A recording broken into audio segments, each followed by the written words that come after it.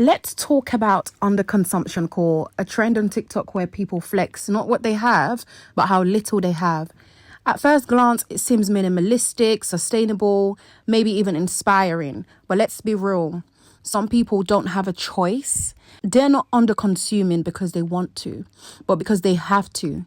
And when a trend starts romanticizing something that is, for so many people, a struggle, we have a problem. Underconsumption core is basically people showcasing how little they own: one pair of shoes, one set of dishes, one bed sheet, one jacket, etc. It's about stripping life down to the bare minimum. But for some people, that's just reality, not a choice. Some people genuinely want to declutter. I understand that.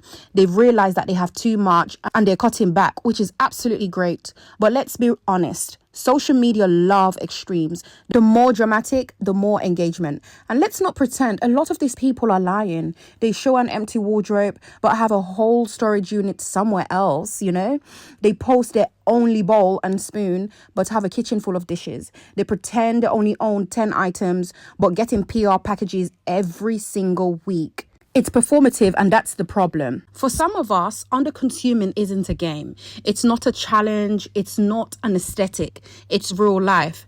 Some people only indeed have one bed sheet, not because they want to live minimalistic lifestyle, but because they can't afford one, And if they had a choice, I'm pretty sure they would love to own at least 3 so that they can switch it out, but they don't. So when people start glorifying a struggle that isn't theirs, it's kind of frustrating.